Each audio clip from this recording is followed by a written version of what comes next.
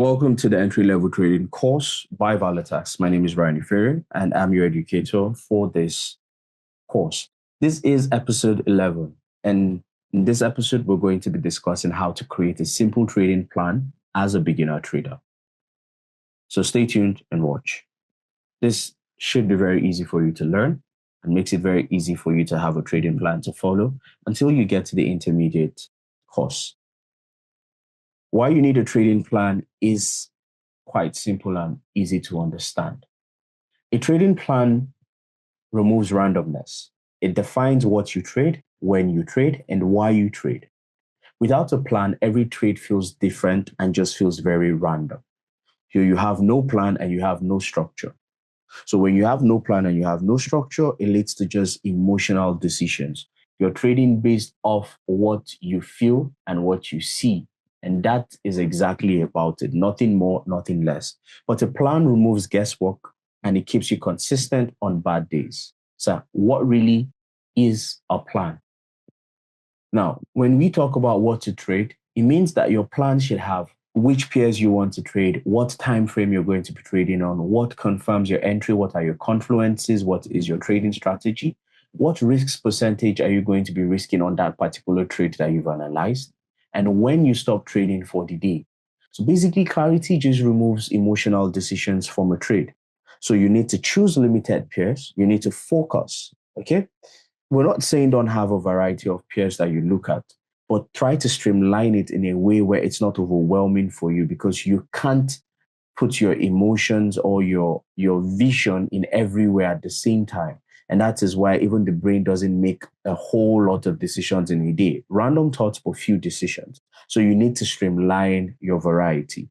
Beginners should master 1 to 2 pairs and try trading one time frame. That this is a very simple plan you need to set out for yourself.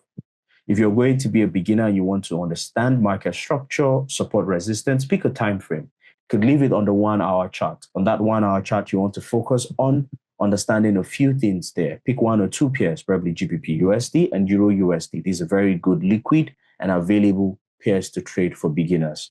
Okay, pick the 1 hour time frame and try to trade just support and resistance, or try to trade trend lines, or try to trade market structure and keep it very simple. Learn to manage your risk on this time frame, and over time you can then expand and explore. And then when you get to the intermediate course, you start to understand top-down analysis, and you can start to intertwine between different time frames and merging your confluences. That is our beginner tip and advice for you.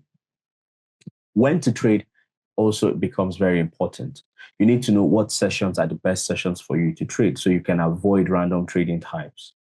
In previous times, the London and the New York session used to be the best times to trade because of their liquidity and also the availability of timing. During the London and the New York session, the world usually is still awake. We have the Asians and the Australians are awake during the London session, probably getting ready to head to bed for the end of the day or just around closing of work hours, while the New York session has parts of Africa awake, Middle East awake, and all these other places. So the New York is one of the most liquid times to trade. The reason why we need to pick good sessions is to avoid random trading times, and market timing matters. But in recent times, we've seen increase in the liquidity during the Asian session. So if you're in the Asian region or in a region where you are awake during the Asian session, most likely during the Aussie sessions, the New Zealand, it is important that you can also look out for opportunities to trade for as long as they align with your trading strategy, the simple one that we've created. How much to risk? Like we said earlier on in the risk management episode, you need to risk a fixed percent per trade as a beginner. Don't try to have a very fluid or liquid risk system. Keep it very static for a start. Never adjust your risks emotionally. Okay, so you know that your losses are planned expenses. See them as the amount of money you're spending while you're getting to understand this business properly. When should you stop trading? You want to stop trading when you have a daily loss limit. So it's important that we set a daily loss limit. If I get to this threshold, I would no longer be trading. I would need to relax, step back to gain clarity, ahead for the next day or the next time I will be coming back to the chart. Discipline is knowing when to walk away. And this is something that is important for you to start learning early, because a lot of beginner traders find it hard to learn later on in their trading journey. Even people who have had experiences in trading also find it hard. So sometimes walking away and sitting on your hand is the best thing that you can do for yourself as a trader and in your trading plan. So you need to put that in that trading plan. Okay, your emotional state also matters. So you need to learn to journal in your trading plan. Learn to journal how you felt and how the market was moving overall. Trading is a skill, and skill takes time. Okay, these are just a set of rules and guidelines to help you manage your beginner stage so that you can interact with your charts and your MetaTrader. If you respect risks and control your emotions and follow a plan, you give yourself a real chance. Because remember, this is not gambling. This is a structured decision-making venture under uncertainty. So it means that you need to be very controlled about your emotions and your opportunities in a very chaotic and uncertain markets. I hope that you've enjoyed the course so far.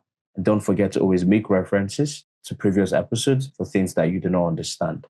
And while you're growing and you're learning, we're hoping to see you very soon in the intermediate course as well.